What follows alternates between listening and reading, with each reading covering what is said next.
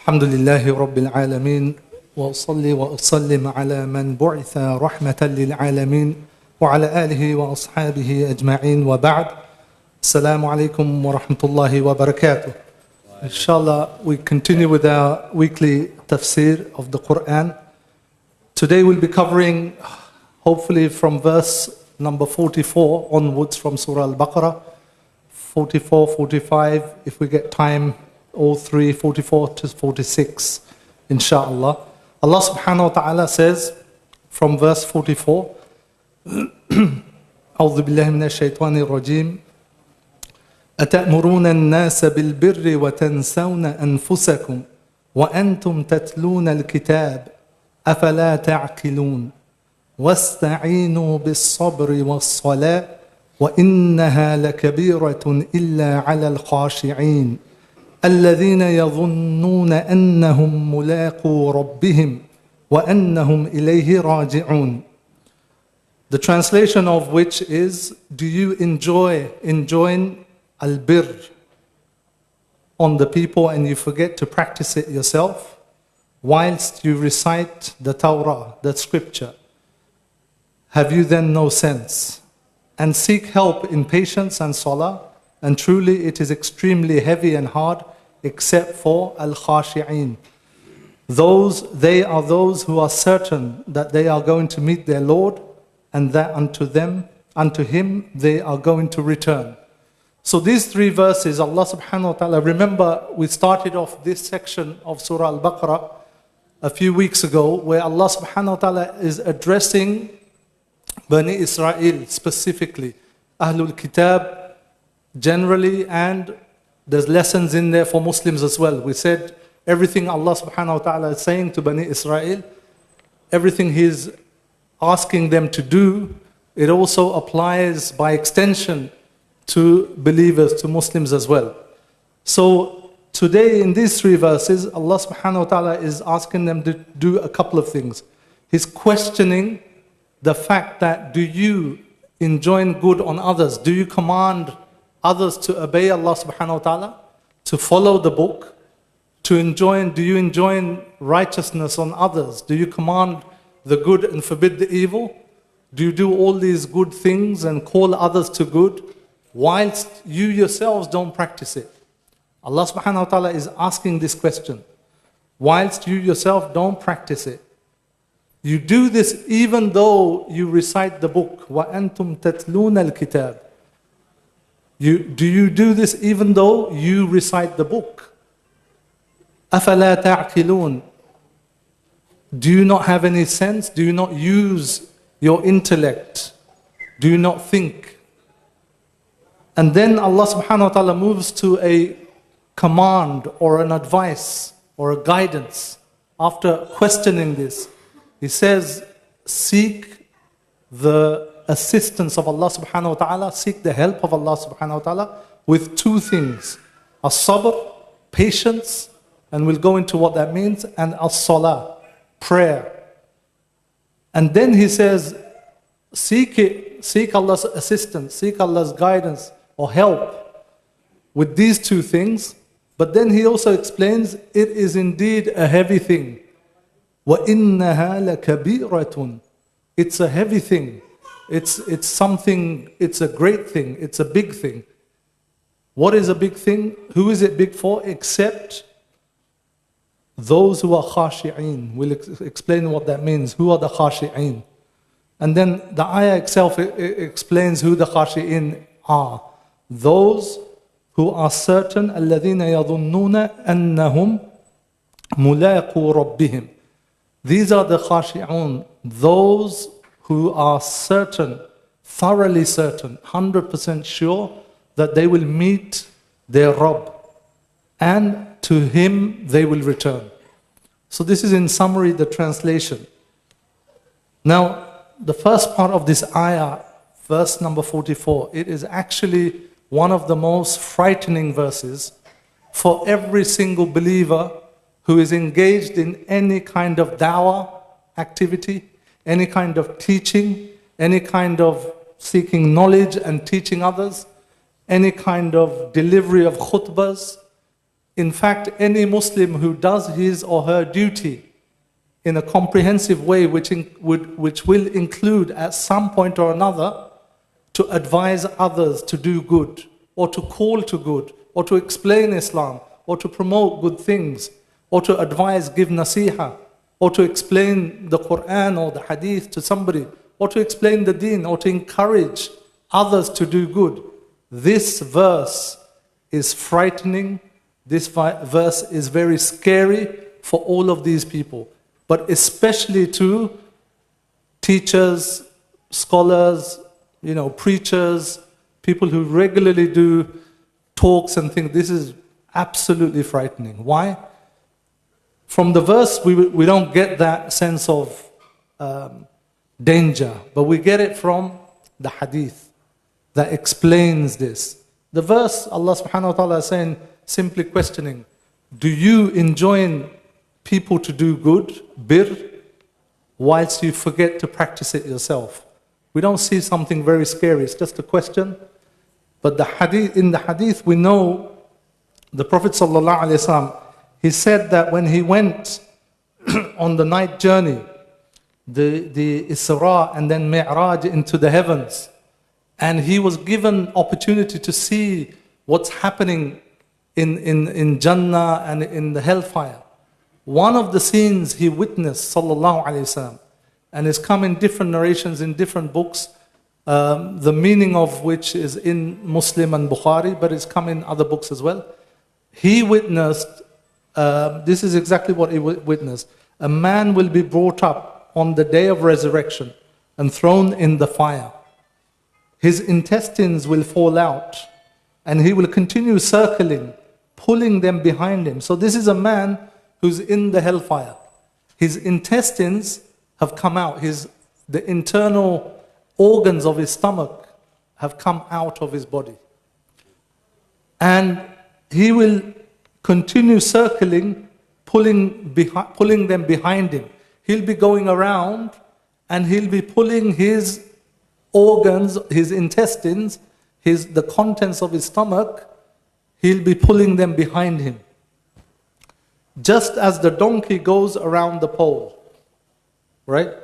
If a donkey is tied up on a pole and it walks around, you see this rope behind the donkey or on the side, and the donkey is going around. Just like this person will be going around with his intestines dragging behind him. The people of the fire will go to this man and ask him, what happened to you? Aren't you the person, did you not used to command us to do righteous acts? So the people of the hellfire will recognize this person. They will say to him, hang on a minute, weren't you the person who used to command us to do good things, used to command us to do righteous things, and forbid us from committing evil? Weren't you that person? He will respond. He will say, yes, I used to enjoin righteousness. I used to, advise you and tell you to do good things. But I refrained from performing righteousness, meaning I didn't do it myself. I told other people, be good Muslims, pray, fast. I told other people, don't commit sins, increase your charity. I did all this, but I didn't practice it myself. And I used to forbid you from performing evil, but whilst I used to do it myself. Subhanallah. May Allah subhanahu wa ta'ala protect us from this. Subhanallah, it's just so heavy. It's so heavy. And like I said, it's not just for scholars or teachers. Any Muslim who practices his or her deen will at some point advise others to do so as well. Because that's one of the duties. It's one of the duties. So we know this, the detail of this from the hadith. أَتَأْمُرُونَ النَّاسَ بِالْبِرِّ وَتَنْسَوْنَ أَنفُسَكُمْ. Then we can understand the impact and the seriousness of this verse. The way Allah subhanahu wa ta'ala is asking, do you enjoin piety, bir, on others, and you forget to practice it yourself. This is called tawbih. It's rebuking. It's not a question. It's structured in a question. أَتَأْمُرُونَ النَّاسِ. It's not an innocent question.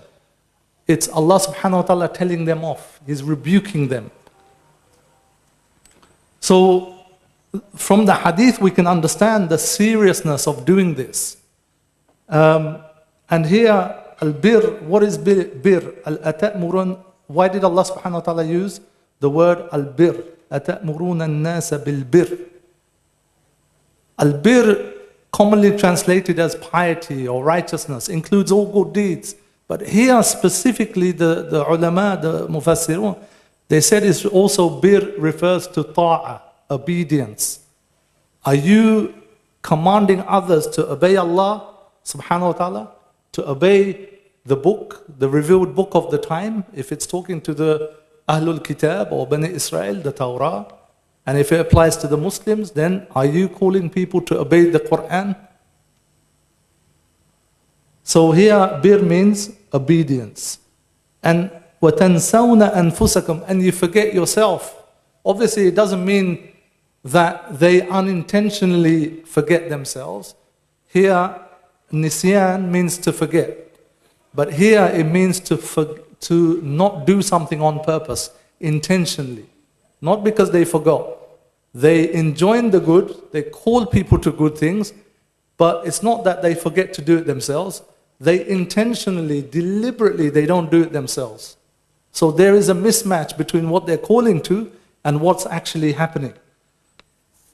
So this is what Allah subhanahu wa ta'ala is saying. How is it? You know, Ibn Kathir says, Allah subhanahu wa ta'ala is almost saying like, how is it, O people of the book? Ya Ahl al-Kitab.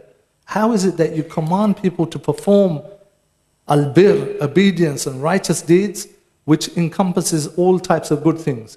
Yet you forget yourselves, you do not heed to what you call others to. And all this whilst you read the book, you know the consequences. You know what will happen if you do this. You know there's an end destination that everybody must go to. It's either the hellfire or the paradise. And you know what will happen to people who call to good but don't practice it themselves. And others said similar. So Ibn Abbas, he said yes, and you forget yourselves, you know, وَتَنْسَوْنَ أَنفُسَكُمْ. It means you forget to practice it yourself. Deliberately, you don't practice what you're calling towards. Now, Ibrahim al-Nakha'i, he is a big muhaddis, faqih from the second generation who met Sahabas. He says, I hesitated from advising people. I think twice. I don't advise people. Why? I hesitate. It's not that he doesn't. Obviously, he's a teacher. He taught hadith, he taught fiqh. He teaches people. But he says, I hesitate because of 3 verses. He mentioned this one as one. أَتَأْمُرُونَ النَّاسَ بِالْبِرِّ وَتَنْسَوْنَ أَنفُسَكُمْ. He mentioned this one in Surah Baqarah. The second verse he mentioned is in Surah number 61, verses 2 to 3. يَا أَيُّهَا الَّذِينَ آمَنُوا لِمَ تَقُولُونَ مَا لَا تَفْعَلُونَ كَبُرَ مَقْتًا عِنْدَ اللَّهِ أَن تَقُولُوا مَا لَا تَفْعَلُونَ. O you who believe, why do you say that which you do not do? Hateful, most hateful is it in the sight of Allah subhanahu wa ta'ala that you say that which you do not do. And the third verse is longer, I won't say all of it, it's the same meaning. It's Surah number 11, verse 88. One of the prophets is saying, Shu'aib alayhi salam, he's saying, I wish not in contradiction to you to do that which I forbid you. Meaning, I'm not telling you to do something or not do something, and whilst I'm going to contradict it. No, I'm going to do the same thing that I'm commanding you to do. So Ibrahim al-Nakha'i, he says, I hesitate to advise people, to give them lectures, to tell them to do this because of these 3 verses. But, you know, when somebody reads this, they'll stop doing any da'wah. They'll stop inviting people. they'll stop enjoining the good. So what's the solution? So the scholar said, once one of the students of, I think it was Imam Malik, he was in a gathering and the people said, advise us, give us some nasiha. And he quoted this verse, that I'm scared to give nasiha. I don't want to give nasiha in case I don't do it. So another learned sheikh there, he said, no, advise. Which one of us does everything that we advise? The emblematic description of this ummah is that they enjoin the good and forbid the evil. And Allah subhanahu wa ta'ala says, وَمَنْ أَحْسَنُ قَوْلًا مِمَّنْ دَعَى إِلَى اللَّهِ وَعَمِلَ صَالِحًا وَقَالَ إِنَّنِي مِنَ الْمُسْلِمِينَ. Who is better in speech than the one who calls to Allah subhanahu wa ta'ala and he does righteous deeds? It's added here. He calls, but he does the righteous deeds as well. And in fact, sometimes it's not just fard kifaya, it's also an individual fard. Sometimes, مَنْ رَأَى مِنْكُمْ مُنْكَرًا فَلْيُغَيِّرُهُ بِيَدِهِ. Whoever sees an evil, let him change it with his hand. فَإِن لَمْ يَسْتَطِيعْ فَبِقَوْلِهِ or فَبِلِسَانِهِ. If he cannot do that, then with his tongue, and if he cannot do that, then at least he should hate it in his heart. So, مَنْ رَأَى مِنْكُمْ, whichever one of you sees an evil. So you can't just say it's fard kifaya, someone will do it, I'm okay. No, Prophet ﷺ said, whichever one of you sees it. So it comes down to an individual duty. So the summary of this is, for us as a lesson, that yes, the first part is a duty. We have to enjoin the good, forbid the evil. But here, be careful. We have to know what we're enjoining to. We have to have basic knowledge of Islam. We have to know the priorities within Islam. We have to know some of the differences of opinion. There's no enjoining good and forbidding evil in things which there's differences of opinion on.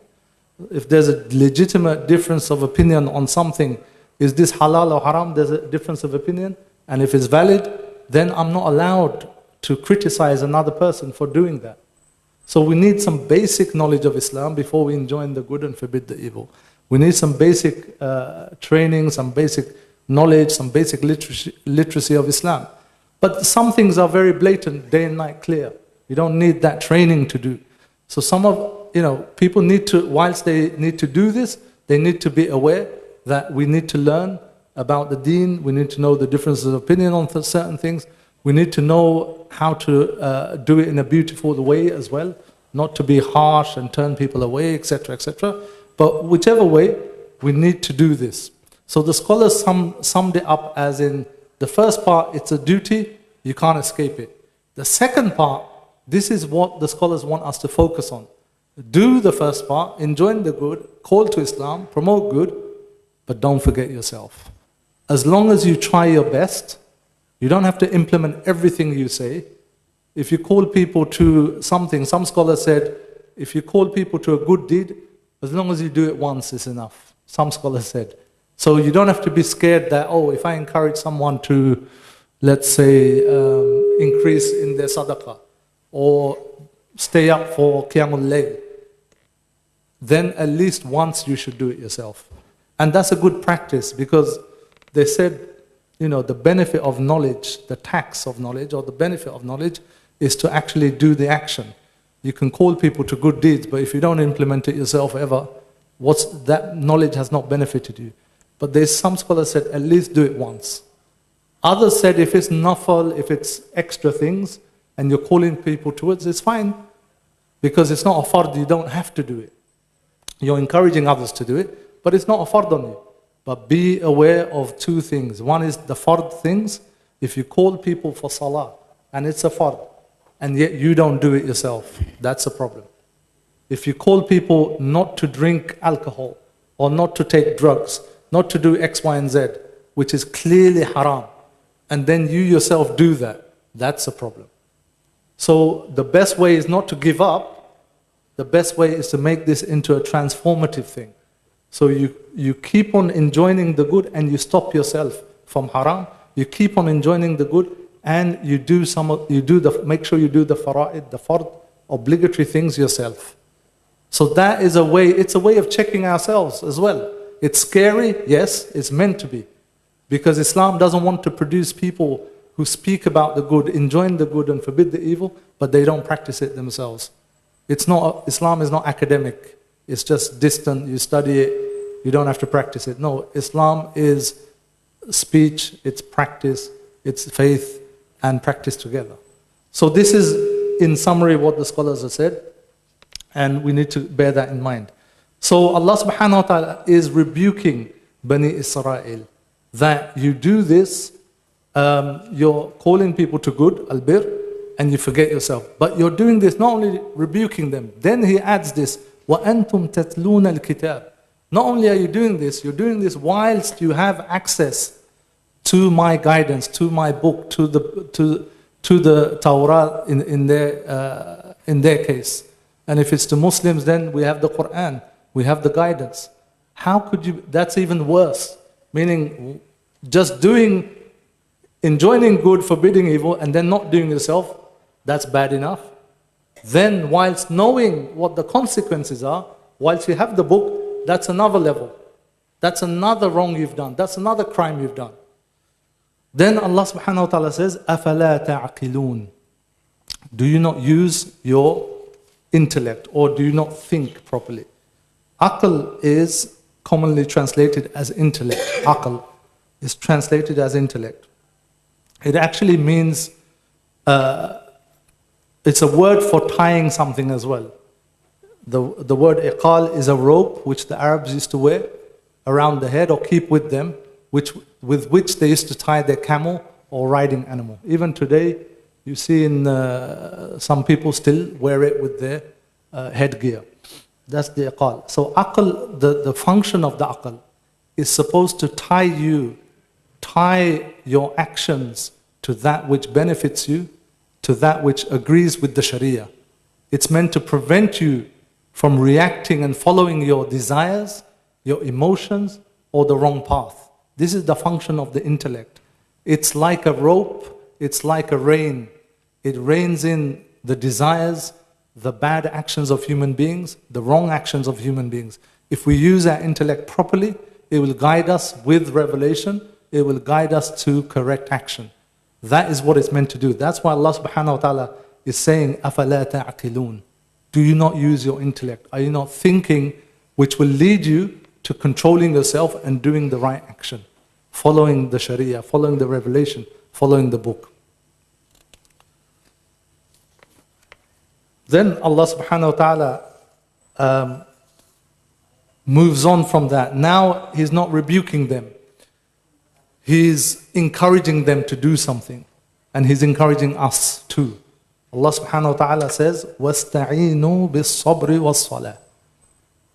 Seek assistance, seek the help of Allah subhanahu wa ta'ala with two things, as-sabr was-salah. Now, awn is a type of assistance that you only seek when you've started something and you need help to complete something. So you started on something, say, you're trying to lift a heavy box. You bend down, you lift it a little bit, you've started, but you can't lift it. You can't fully lift it and put it on the shelf. Then you ask someone to come and help you finish the job. That is the word that is being used here. وَاسْتَعِينُوا. Al-awn is to assist you in something, to complete a job. So what does that mean? So Allah subhanahu wa ta'ala is telling Bani Israel that when you want to seek, the assistance of Allah subhanahu wa ta'ala with sabr and salah, you've got to do something first. It's not about sitting back and saying, let's just be patient and let's pray. And our condition will change. Help of Allah subhanahu wa ta'ala will come, or guidance will come, or whatever you're looking for, whatever help you need, that will simply come because you are doing these two things, sabr and salah. No. Sabr, same thing. Sabr here means, sabr itself means to tie down, is to be tied down. They used to use it for the animals when they tie it and keep it away from feeding or food. They tie it in a way it's kept away from the food, this is sabr. So it's meant to be where you can't move, right? You're tied down. So sabr is not reacting, lashing out with emotion and anger when something happens. Is to be cool and calm and controlled. But sabr is also many things: consistency, patience, perseverance, commitment. Sabr is also doing the right thing. It's not simply a passive stance. It's not a passive state of being. We often think that, okay, calamities happened, somebody's lost their job, do sabr akhi. Does that mean he shouldn't look for another job? No. Look for another job. Whilst you're searching, try your best, put your efforts in, make dua, and then be patient. Sabr. So the sabr is always connected to action. The correct sabr is always connected to action. So here, Allah subhanahu wa ta'ala, through the use of the word al-aun, wasta'inu, and the use of the word sabr, is telling Bani Israel, and by extension everybody, that when you seek the help of Allah subhanahu wa ta'ala, you must put the effort in yourself first. You must initiate. You must take the first step. You must initiate the action. And then you do these two things, sabr and salah. You do the action, you couple it, you join it with salah and sabr. This is very important to understand. The program today there is about Rohingya. We've seen the videos, we've seen the pictures, and it's total frustration. What do we do? You hear the comments, you see it on social media. Many Muslims are angry, and rightly so. We've seen it in Bosnia, we've seen it in Iraq, we've seen it in Palestine, we've seen it in Syria. It's the same thing on different scales, in different decades, in different years, but it's the same thing. The persecution, the slaughter, the genocide of human beings. We've seen that. What is the reaction? If we follow this verse, وَاسْتَعِينُوا بِالصَّبْرِ وَالصَّلَاةِ, what is the reaction? We see the frustration. We see people cursing the rulers. You know, these munafiq, hypocrite rulers, why aren't they helping? Why aren't they doing something? This is kufr, blah, blah, blah. Or people have stopped doing jihad, this is why this has happened. Or, you know, put down 10 numbers of reasons and fill in the blank. So many people are saying so many different things. And there's a lot of frustration. But if we look at this verse instructs us in exactly these kind of situations, precisely what to do. It's telling us the sunan, the way Allah subhanahu wa ta'ala does things. If we understand this, there will be, yes, anger will always be there. We have to, otherwise we've lost all human sense. If we're not angry when we see these pictures, if we're not angry, not just the Burmese, not just the Rohingya Muslim, not just the Syrian, any human being. If any human being is unjustly slaughtered, killed, discriminated, made homeless, starved, it should anger us, not only because it's a Muslim. Generically, yes, if they're Muslim, it angers us even more. This is natural. It's part of how the brain works. So the first thing is anger will be there. But the verse is telling us how to seek help. The wasta'inu means first do something. Right? What is it we can do? At the most from here, dua, charity, raising awareness, speaking about it, lobbying, these are the things we can do. So there should be no frustration. It's not like, oh, I can't do anything. Oh, the entire Muslim ummah is doomed. All of the countries, Muslim hypocrites and blah, blah, blah, siding with this country and that country. Everything's, I'm just completely lost. I'm given up. No. There are so many things you and I can do. This is it. Wasta'inu, before you seek the help of Allah, take the first steps. Do the things which Allah subhanahu wa ta'ala has given you the capacity to do. Do that. Whilst you do that, then within that process must be the sabr and the salah. Of course, before we even do the action, we ask Allah subhanahu wa ta'ala we rely on Allah subhanahu wa ta'ala, we reaffirm our iman that everything that happens in the dunya is under the control of Allah subhanahu wa ta'ala. Everything that's happening, it was meant to happen. And there's nothing you can do about it after it's happened. So we start off with that, but then we take the steps. Allah subhanahu wa ta'ala has given you talent, He's given you money, He's given you resources, He's given you a voice. Do those things first, exhaust those things. And then it's about sabr and salah. Why? Because things may not change. You may be doing your charity, you may be doing your lobbying, you may be doing your raising awareness, you may be doing your programs. We were talking just the other day, 4 years ago, we did a program. Does that mean nothing's changed, we give up, stop doing program? No. It means we're in the mode of sabr and salah. We're doing our best. Maybe not everybody's doing their best. We've got to encourage others to come forward. Maybe there's a way of improving what we're doing, but we have to keep on doing it. Why? We're in the mode now of sabr and salah. It may take 20 years. It may take a lifetime. Nothing significant may change. But we have to be doing sabr and salah.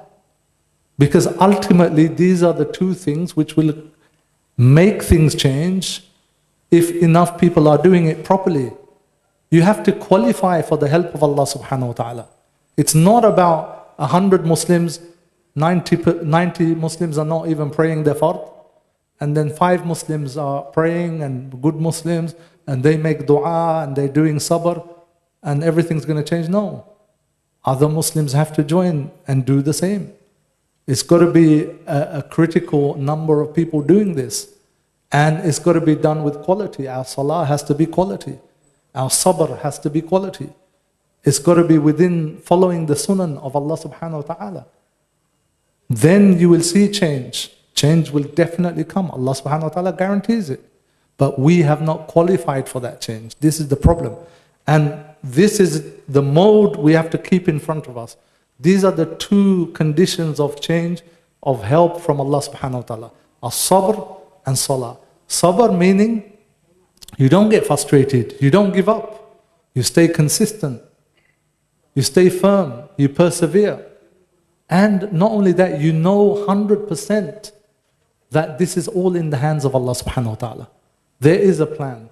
There will be good coming out of this.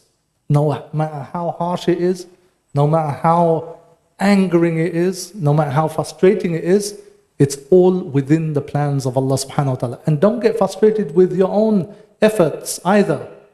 When we plan, when we say, okay, here's a problem, here is an issue in the community or on an international scale. Let's plan 10 programs, let's meet 20 MPs, let's write to MPs, write to the papers, let's lobby. This is all fine, it's necessary, we have to do this. But don't get frustrated with your plans. Why? Your plans, my plans are limited. Our abilities are limited. Our resources are limited. It's Allah subhanahu wa ta'ala who controls all the factors that create a situation, that bring about change. So we must always, never ever be frustrated with our own efforts. We have to practice sabr with our own efforts even. And salah, to do the prayers properly, to establish salah, as we mentioned the week before or the week 2 weeks ago. To do the iqamah of salah, aqimus salah, to establish it throughout the masajids, to pray it with the proper rules, to have the heart in the salah. So basically we have to reform ourselves. But it goes hand in hand. It's not the extreme of, listen brothers, don't get political. Right? Go home, make dua, do tasbih, do sabr, do zikr, make dua to Allah subhanahu wa ta'ala. Unless you change your condition, nothing's going to work. And it's not this extreme. And the other extreme is, brother, how many people do you want to go for salah? So many people in the masjid. We've got to change things politically. That's where everything's gone wrong. There's enough Muslims praying. There's enough Muslims fasting. There's enough Muslims paying zakat. What's wrong is our political system. We've got to change the rulers. We've got to change the governments. This is another extreme. Why? Because they've not understood this verse. وَاسْتَعِينُوا بِالصَّبْرِ وَالصَّلَاةِ. That it's a middle ground where you do whatever necessary to help the oppressed, the weak. You do whatever necessary, whatever resources you have within you, you do that, but at the same time, it's in for the long run. You have to have sabr, and you have to be continuous in your salah. So and then look, Allah subhanahu wa ta'ala, the reason why a lot of people can't do this, وَإِنَّهَا لَكَبِيرَةٌ إِلَّا عَلَى الْخَاشِعِينَ. And this is a heavy thing, this is a big thing, except upon those who are khashi'een. And Allah, this is why a lot of people can't do this. This is why people get frustrated and they react and take the wrong actions outside of Sharia, outside of the sunnahs of Allah subhanahu wa ta'ala. They try and break the plan of Allah subhanahu wa ta'ala. Preempt it, make it early. They want change now, today, tomorrow. But why is that? Because وَإِنَّهَا لَكَبِيرَةٌ. This is a heavy thing. This is a big thing. Not everybody can do this. Not everybody can seek the help of Allah subhanahu wa ta'ala with sabr and salah. This is a big thing, except those who are khashi'een. Khashi'een basically translated as usually those who are fearing of Allah subhanahu wa ta'ala, those who are humble with humility, but they fear Allah subhanahu wa ta'ala. These are the people who can do this. But Allah subhanahu wa ta'ala then explains further, who are these people? Who are the khashi'een? الَّذِينَ يَظُنُّونَ أَنَّهُمْ مُلَاقُو رَبِّهِمْ. The khashi'een are those who are thoroughly certain, 100% sure that they will meet their Lord. They will meet their Rabb. And they will return to Allah subhanahu wa ta'ala. Once you know for certain you will meet your Lord, this will propel you to keep check of what your actions. Am I doing something within that which will please Allah subhanahu wa ta'ala? There's a big calamity happen, whether it's international, whether it's in my family, whether it's in my employment, whether it's in my colleagues or relatives, a big catastrophe has happened. Something's gone against you. You've lost a lot of money. You've lost a family member. You've lost a friend, or somebody's wronged you. If you completely have certainty that you will meet your Lord, you will return to Allah subhanahu wa ta'ala on the Day of Judgment, then this will force you to react in the correct way. You will make sure you don't do something out of the Sharia. You're not going to do something haram as a reaction. You will in fact seek the help of Allah subhanahu wa ta'ala. You will turn to Allah subhanahu wa ta'ala in salah. You will be patient because you know you're going to meet Allah subhanahu wa ta'ala. If He's taken something away from you, He will return that. If you're patient, He will give you much more in the Day of Judgment. If somebody has wronged you and you didn't get justice, Allah subhanahu wa ta'ala will give you justice on the Day of Judgment. Perfect justice. More perfect than any human being can give you in the courts. So the ones who believe 100%, يَظُنُّونَ, it's a word in Arabic usually means not certainty, the opposite. Dhann is speculation, or to think, 50% dhann. But here Allah's using this word to mean the opposite, certainty. They think 100%, thoroughly certain. They have that yaqeen, that everything that happens in this dunya doesn't matter. I'll try my best, I'll do whatever Allah subhanahu wa ta'ala has commanded me. I'll follow the means of the dunya. If somebody's taken something off me, yes, I'll try and get it back. If somebody's wronged me, I'll try and get justice.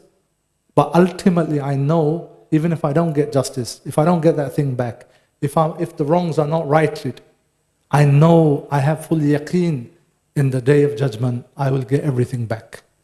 I will be rewarded.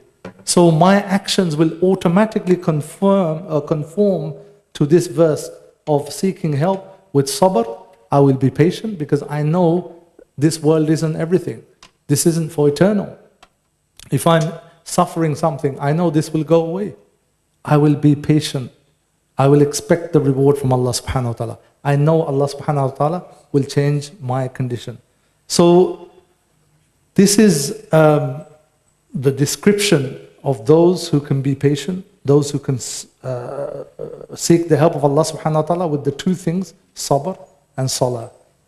And Allah subhanahu wa ta'ala himself says this is a difficult thing, this is a hard thing, it's a heavy thing, except for those who are fearful of Allah subhanahu wa ta'ala and 100% guarantee, they know, full yaqeen, that they will return to Allah subhanahu wa ta'ala. And on the Day of Judgment, everything will be corrected. So that will prevent them from doing two things. One, it will prevent them from reacting in the wrong way, of taking justice in their own hands or illegally. Secondly, it will give them the ability to be patient, sabr, because they have hope they will get either the reward or they will get the full justice on the Day of Judgment. So actually, this is the first verse today, verse 44 and verse 45. No, included verse 46. So alhamdulillah, we've covered all three verses.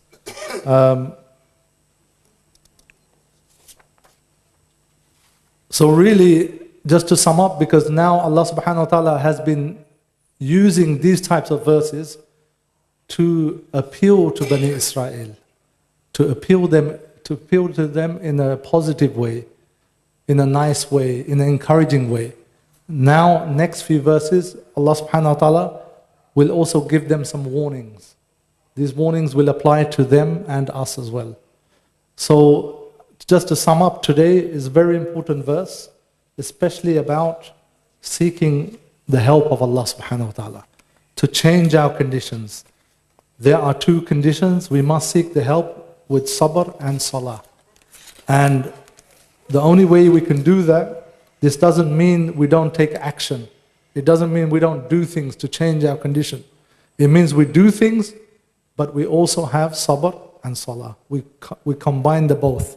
And we know ultimately this is the only solution. If you read Surah Yusuf, this is sabr and salah. Surah Yusuf is sabr and salah, and the fact that the believers, the ones who fear Allah subhanahu wa ta'ala, they will be ultimately successful. And the fact that Allah's plan is greater than everybody's plan. Surah Yusuf, the whole story, he was, sold as a young boy, as a slave. His brothers left him in the well. He had nobody. He was imprisoned. He was in the house. The wife of the minister, she tried to seduce him. He had nobody. He was alone. He was in prison. He was powerless. But then at the end of the story, he ends up as a powerful minister for the government of Egypt. Allah subhanahu wa ta'ala completely changed his situation. Why? وَاسْتَعِينُوا بِالصَّبْرِ وَالصَّلَاةِ. This is what Yusuf alayhi salam, his patience, his trust in Allah subhanahu wa ta'ala, and always doing the right thing. This is so important. Doing the right thing. Reacting in the way Allah subhanahu wa ta'ala wants us to react. These are the things that will bring about change in the condition of the ummah, of the community, of our families, of ourselves. May Allah subhanahu wa ta'ala give us tawfiq. Inshallah, we'll continue next week.